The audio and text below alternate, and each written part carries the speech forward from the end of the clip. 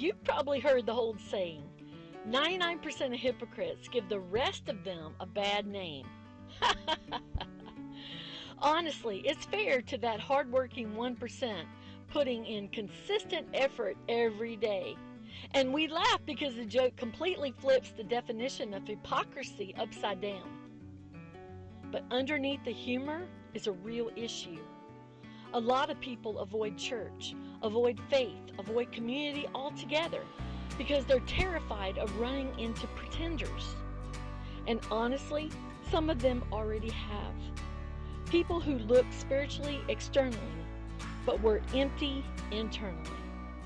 Jesus addressed this directly in Matthew 23 when he called the religious leaders the whitewashed tombs. Beautiful on the outside, but dead on the inside. That's one of the strongest rebukes in Scripture, because God has never been impressed by polished appearances without inner transformation.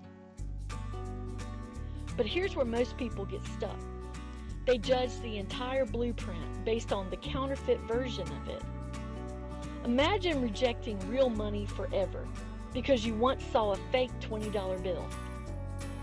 Counterfeits only exist because something real and valuable exists first.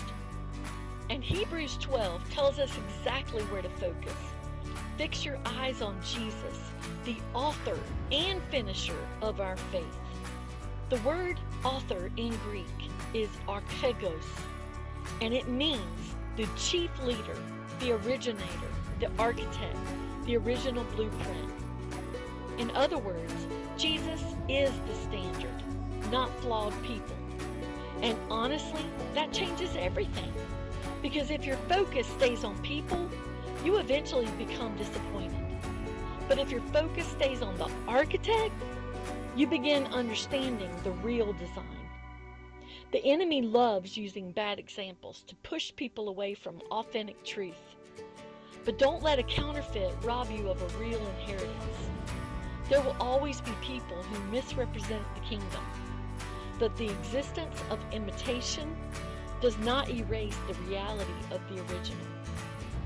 So stop measuring Christ through broken representatives.